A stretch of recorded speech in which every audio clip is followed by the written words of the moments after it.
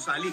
Kinailangang magsuot ng breathing apparatus ang mga bumbero. Nagising na lang kasi ako, nag-aamoy usok na, amoy sunog na kahoy.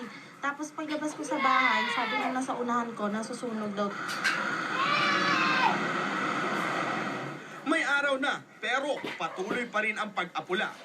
Hindi nagpa-unlock ng interview ang may-ari ng shop at umiiyak habang pinagmamasdang naaabot ang kanyang kabuhayan. Nag-start ang sunog natin sa second floor. No, sa back side ng ano. So kung makikita mo, itong harapan ng workshop, pinapalagaan ko lang ng tubig. Pero yung sa likod nito, yun ang natupok ng gusto. Ako dyan natutulog, tapos yung muusok na, naglabasa na kami, umuwi na ako dun. Ewan ko sa mga kasama ko, sila yung naiwan eh. Yung pintuan ng second floor. Umabot ng 14 na oras bago tuluyang naapula ang apoy. Tinatayang nasa 1 milyong piso ang halaga ng ari-ariang natupok ng apoy. Jay Sabale, Nakalerto, 24. Malapit na po umarangkada sa EDSA ang Bus Express.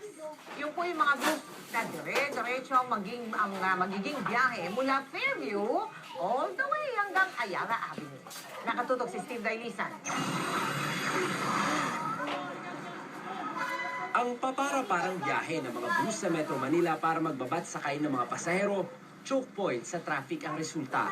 At para hindi raw madamay ang mga pasaherong malayuan ng biyahe, paarangkadahin ng DOTC, LTFRB at MMDA ang Bus Express.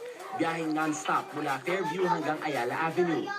Ayon sa pag-aaral, destinasyon ito ng 60% ng mga pasahero mula Quezon City at Makati. Kung hindi kang pupuntang Ayala, huwag mong sakyan itong bus service na ito dahil hindi talaga siya titigil.